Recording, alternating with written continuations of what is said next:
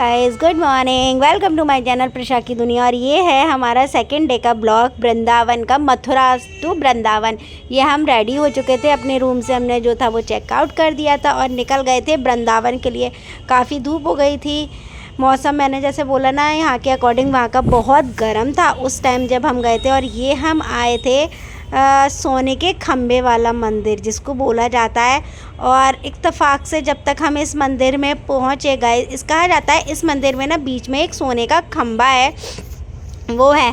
और 12 बजने वाले थे जब तक हम पहुँचे। ये मंदिर 10 मिनट के लिए आई थिंक बंद हो चुका था। और अगर हम यहाँ पे खड़े होकर वेट करते तो और हम किसी और मंदिर में पहुँचे तो वो भी बंद हो जाता है, इसलिए हमने। और ये जो नदी नहीं, तालाब कहेंगे जिसमें हम, इसमें राधा कृष्ण जी भ्रमण करते थे, नाव में बैठ के घूमते थे, ये कहा जाता है। यहाँ पे जो भी लोग थे वो बता रहे थे हमें कि इस तरीके से होता है।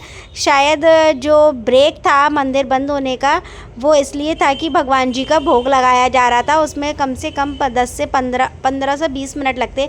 तो फिर हम लोग निकल आए क्योंकि बांके बिहारी जो टेम्पल था वो भी बंद हो जाता।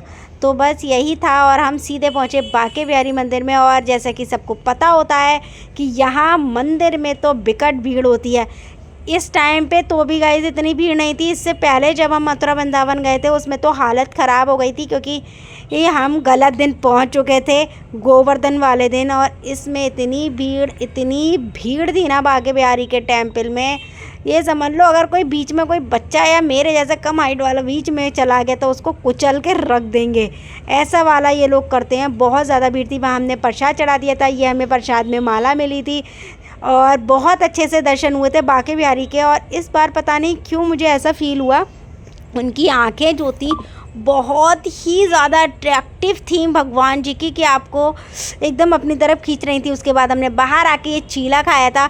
और ये चीला जो बना देसी घी का बना के देते हैं, इसमें खुशबू भी आ रही थी, बहुत ही ज़्यादा टेस्टी था गाइस। चीला खाया, लस्सी पी, उसके बाद हम निकल गए थे। ये देखिए इस तरीके की गाड़ी में बैठ के दूसरे मंदिर में जाने के लिए हम जा रहे थे अब इस्कॉन टेम्पल में, क्योंकि हमें पता था जो इस्कॉन टेम्पल होगा वो खुला होगा। और इस गाड़ी में बहुत मज़ा आया। ये 30 रुपये पर पर्सन गाड़ी जाती है, इतना ही नॉर्मल रिक्शा वाला भी लेता है। और हम पहुंच गए थे ये इस्कॉन टेम्पल में। और इस्कॉन टेम्पल जो था हमें खुला हुआ मिला था, हमें थोड़ा ज़्यादा टाइम लग गया क्योंकि यहाँ पे ना सुकून मिलता है। कहते हैं ना एक जो दिल को तसल्ली और सुकून मिलता है वो था यहाँ पर, एकदम पीसफुल, बहुत एकदम शांति रहती है। हरे रामा हरे कृष्णा करते हुए आप भजन गाइए। और ये देखिए हमारी छोटी सी राधा रानी जो थी वो यहाँ पे वीडियो शूट करा रही थी प्रशा अपना। और ये थे इस्कॉन टेम्पल के राधा कृष्ण। यहाँ पे भी हमें प्रसाद के रूप में एक माला, और सबसे ज़्यादा अच्छा था वो जो प्रसाद हमें मिला था तुलसी जी का एक छोटा सा पत्ता उन्होंने भगवान जी के प्रसाद में से हमें दिया। तो अच्छा लगा कि हाँ इस तरीके से हमें भगवान जी की जो ब्लेसिंग थी वो हमें मिली। और यहाँ पे हम जो थे, यहाँ आके कोई ही ऐसा इंसान होगा जिसके पैर खुद ब खुद नाचने के लिए नहीं उठते। ऐसे इस तरीके का वहाँ भजन होता है हरे रामा हरे कृष्णा का, कि आप ना चाहते हुए भी वहाँ पर नाचने लगते हैं। कहते हैं ना भगवान के आगे अगर आप नाच रहे हो तो आपको किसी के भी आगे नाचने की ज़रूरत नहीं पड़ती। और बहुत अच्छा फील होता है यहाँ पे, आपको बहुत ही सुकून। उसके बाद हम जब निकल कर आए वहाँ पे प्रसाद बट रहा था खिचड़ी का, हम सब लोगों ने वो प्रसाद लिया और वो सब ने खाया। उसके बाद हम पहुँचे शाह जी के मंदिर, राधा रमन। ये श्री शाह जी का मंदिर था जिसे राधा रमन का भी मंदिर कहा जाता है। और ये भी बंद हो चुका था। तो बस हम फिर यहाँ से निकले क्योंकि मोस्टली टाइमिंग है ना 12:30 से 1 के बीच जो है सारे मंदिर जो होते हैं बंद हो जाते हैं वृंदावन के। और हम यहाँ पहुँचे निधिवन जो खुला हुआ था, लेकिन गाइज़ इसमें इस कदर भीड़ थी गाइज़, यहाँ पे ऐसी बाली अंदर ना दम घुट रही थी। ये देखिए यहाँ पे निधिवन है।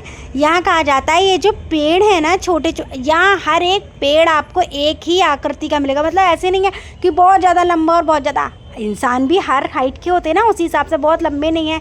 ये कहा जाता है ये कृष्ण जी की जो गोपियाँ थीं ये वो होते हैं। और इस मंदिर में रात को आज भी श्री कृष्ण जी हैं जो आते हैं अपनी गोपियों के साथ रास रचाते हैं। और अंदर जो मूर्ति बनी हुई है मंदिर है भगवान जी का, उसमें जाते हैं। उसमें जो रात को ना उस मंदिर का पट बंद होने से पहले एक लड्डू प्रसाद के रूप में, जल और पान, ये सारी चीज़ें जो हैं उसमें रखी जाती हैं। और जब वो सुबह आते हैं 7 ताले, हर दरवाजे में एक एक ताला होता है। कहते हैं 7 तालों के अंदर जो होते हैं वो भगवान जी को ताला लगा देते हैं ताकि कोई चीज़ अंदर ना जाए। और जब सुबह जब आते हैं लोग तो उसमें झूठ पान भी कटा हुआ होता है, लड्डू होता है वो खाया हुआ होता है, जल पिया हुआ होता है, खाने में से भी उनमें लिया हुआ होता है। और यहाँ पे कई लोगों ने देखा भी है ये चीज़ कि ये हमेशा ही ऐसा रहता है। तो कहते हैं कि कृष्ण जी आज भी यहाँ पर आते हैं और रास रचाते हैं। और इस मंदिर में इतनी भीड़ थी, अंदर दम घुट रही थी तो हम जा नहीं पाए क्योंकि मुझे बहुत ज़्यादा सफोकेशन हो रही थी। तो मेरी हालत जो ख़राब हो रही थी तो मैं निकल आई, मैंने कि मेरी दम घुट जाएगी। फिर हम यहाँ पे आए यमुना नदी पे। कहने को तो यमुना नदी है और यहाँ पे इतनी गंदगी कर रखी है लोगों ने, सच्ची में कहीं के भी यूपी के लोग कहीं पहुँच जाएँ हर जगह गंदगी फैला के रखते हैं। फिर हम आए यहाँ चौपाटी, यहाँ से हमने कुछ खाने पीने का लिया और फिर निकल गए क्योंकि वृंदावन के जो सारे मंदिर थे वो बंद हो चुके थे। तो फिर हम निकल गए थे बरसाने जाने के लिए क्योंकि राधा रानी का मंदिर देखने के लिए। बरसाने में सिर्फ एक ही है राधा रानी का टेम्पल। यह देखिए वैष्णो देवी का मंदिर ये रास्ते में पड़ा था। ये देखिए कितना खूबसूरत देवी जी की मूर्ति थी। और ये इसी के अपोजिट डायरेक्शन में एक नया मंदिर बन रहा है जो है शिव जी का, उसकी भी मैं अभी आपको मूर्ति दिखाऊंगी। बहुत बड़ी वैष्णो देवी के मंदिर जैसी ही वहाँ पे मूर्ति बन रही है। यहाँ पर हम राधा रानी के टेम्पल में जाने के लिए लाइन में लगे हुए थे क्योंकि यहाँ पे ना ट्रॉली चलने लगी है तो उस ट्रॉली से ऊपर जाते हैं। उसमें बड़े लोगों का चार्जेस है 100 रुपीज़ आई थिंक दोनों साइड का, और बच्चों का जो है 60 रुपये। दो वो साइड से आपको ट्रॉली ले जाती है। ट्रॉली में ज़्यादा टाइम नहीं लगता। 18 मतलब एक में 3 6 3 12 ट्रॉली चलने लगी हैं। एक में 3 होती है, 12 चल रही हैं। और आराम से देखिए इस तरीके से ट्रॉली आती है, अपने आप इनके गेट्स ओपन होते हैं, पूरी इलेक्ट्रिकल्स हैं और ये बंद हो जाते हैं गेट अपने आप ही। और इस तरीके से आप धीरे धीरे स्लोली ऊपर, आपको ट्रॉली में बैठने के बाद आई थिंक 2 मिनट्स लगते हैं आपको ऊपर टेम्पल बिल्कुल राधा रानी के मंदिर के पे ही पहुंचा देती है। और यहाँ से व्यू गाइस इतना अच्छा आ रहा था देखने में, बहुत ही ज़्यादा। और इसमें बच्चों ने भी बहुत एंजॉय किया, बच्चों को भी अच्छा लगा। और यहाँ पे सनसेट हो रहा था, ये बहुत ही ब्यूटीफुल व्यू था देखने के लिए। कहते हैं ना कभी कभी कुछ चीज़ें होती हैं, सनराइज़ एंड सनसेट दोनों ही चीज़ें देखनी चाहिए। तो ये हमारा था, इतना ब्यूटीफुल टाइम था ना ये देखने में। रियल में ये ना मिरर जो था वो थोड़ा क्लीन नहीं था इसलिए क्लियर नहीं आया, अदरवाइज़ ये बहुत ही सुंदर लग रहा था व्यू देखने में और अच्छा लग रहा था। बच्चे भी एकदम खुश हो गए थे ट्रॉली में बैठ के, बच्चों का बहुत मन था कि हम ट्रॉली में बैठ के ऊपर मंदिर जाएं। और राधा रानी के टेम्पल हम पहुंच चुके थे, यहाँ पे भी बहुत ज़्यादा भीड़ थी। कहते हैं हर मंदिर में एकदम भीड़ होती है और हमें बस जल्दी जल्दी हम लोग पहुंच गए थे क्योंकि ना अंधेरा होने लगा था एकदम ही। कहते हैं ना एकदम धूप थी सुबह और एकदम से बिल्कुल अंधेरा हो चुका था फिर उस मंदिर में। और ये बहुत ही सुंदर डेकोरेशन हो रही थी यहाँ पर बलून से, जो बहुत ही खूबसूरत थी। यहाँ पे भी जो प्रसाद था वो मिल रहा था, जैसे ही हम पहुँचे वहाँ से ही हमें तुरंत ही प्रसाद मिला। तो कहते हैं ना कभी कभी भगवान जी की ब्लेसिंग भी आपके साथ होती है। और ये रही हमारी प्यारी सी राधा रानी किशोरी जू। कभी कभी कुछ शब्द नहीं होते आपको कुछ चीज़ों को बयां करने के लिए।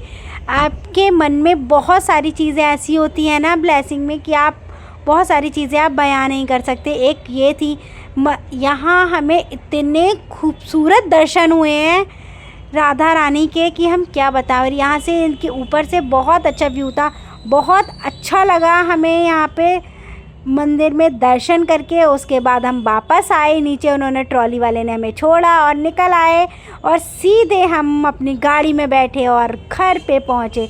उसके बाद हम कहीं नहीं गए उसके बाद हम सीधे गोवर्धन मंदिर में गए थे क्योंकि गोवर्धन के दर्शन करने के लिए। गोवर्धन टेम्पल हमको बिल्कुल खाली मिला था, नाइट हो चुकी थी, 8 o'clock हो रहा था आई थिंक, तो बिल्कुल खाली था। वहाँ हमने दर्शन किए और उसके बाद हम सीधे निकल गए अपने घर के लिए। रास्ते में हम लोगों ने डिनर किया, वो हमें जहाँ रास्ते में जो कुछ मिला हमने वहाँ कर लिया क्योंकि काफ़ी लेट हो चुका था। तो हमने ऐसा नहीं वेट किया कि कहीं और मतलब कुछ ऐसा रास्ते में पड़ा भी नहीं। जब हम गोवर्धन से निकले तो एक नॉर्मल ढाबा था, हमने वहाँ पे डिनर किया और उसके बाद हम घर आ गए। और बस ये था हमारे 2 दिन का वीडियो। Thank you for watching, bye bye.